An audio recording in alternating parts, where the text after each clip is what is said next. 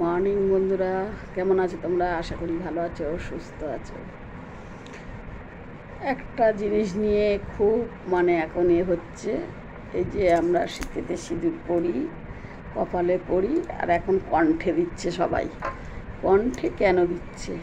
এক দিদিভাই সিঁদুর পরেছে, পরে গলায় পরে বলছে আমাকে কমেন্ট করে জানাতো। কমেন্ট করে জানালে তো ওনার একার হবে, সবার তো হবে না। তার জন্য সবার জন্য জানাচ্ছি, কেন আমরা সিঁদুর শীতেতে দিই, কপালে দিই, কণ্ঠে দিই, শাখাতে দিই, কেন দিই?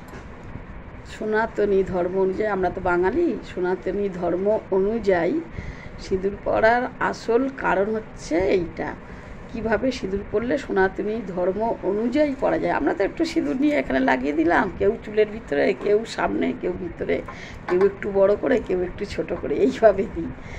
এইভাবে দিয়ে আমরা সিঁদুর পরি, যে যেমনভাবে পারি সিঁদুর পরি। কিন্তু আসল সিঁদুর পরা সনাতনী ধর্ম অনুযায়ী এইভাবে সিঁদুর পরো। প্রথম চুলটাকে চান করে এলে, চুলটাকে আজরালে, চুলটাকে বেঁধে নিলে, চুল ছেড়ে কিন্তু সিঁদুর পরবে না, চুলটাকে বেঁধে নেবে। বেঁধে নিয়ে স্মৃতিতে পড়বে। আগে স্মৃতিতে পড়ার সময় কি বলবে? ওম কৃষ্ণায় নমঃ, শ্রীকৃষ্ণায় নমঃ। কৃষ্ণের নাম করে তুমি স্মৃতিতে দিলে।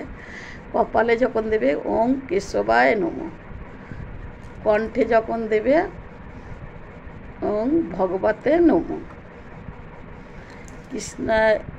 কৃষ্ণায় নমঃ, কেশবায় নমঃ, ভগবতে নমঃ, বাসুদেবায় নমঃ।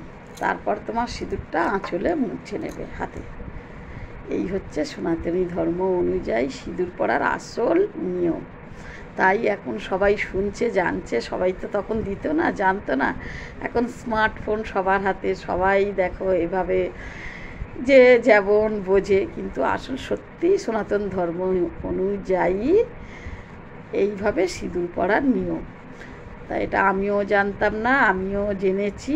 জানার পরে তাই একজন দেখলাম যে ভিডিও করে বলছে কমেন্ট করে জানাতে। কমেন্ট করে জানালে তো সবার হবে না, তার জন্য আমি ভিডিওটা দিলাম, দেখে নিও।